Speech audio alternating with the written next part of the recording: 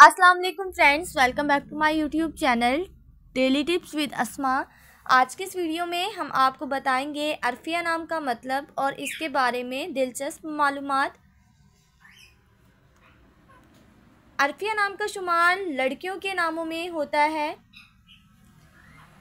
अरफिया एक इस्लामी नाम है। अरफिया नाम की इब्तदाई तारीख अरबी ज़ुबान से निकलती है। अरफिया नाम की लड़कियों के लिए खुशकिस्मत नंबर 6 माना जाता है। माहिरीन के मुताबिक अरफिया नाम की लड़कियां बहुत हंसमुख होती हैं। अरफिया नाम का मतलब है पनाह। अरफिया नाम की लड़कियों के लिए खुशकिस्मत दिनों में सोमवार और जुमेरात का दिन शामिल है।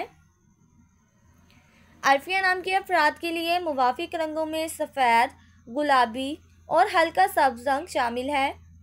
अरफिया नाम के अफराद के लिए मुवाफिक पत्थरों में रूबी पत्थर शामिल है। खुशकिस्मती वाली धातों में हिस्सों के हिसाब से चांदी शामिल है। फ्रेंड्स, अगर आप अपने नाम का मतलब जानना चाहते हैं तो कमेंट बॉक्स में अपना नाम लिखें। इंशाल्लाह हम आपके नाम की वीडियो ज़रूर बनाएंगे। Thanks for watching. अल्लाह हाफिज़।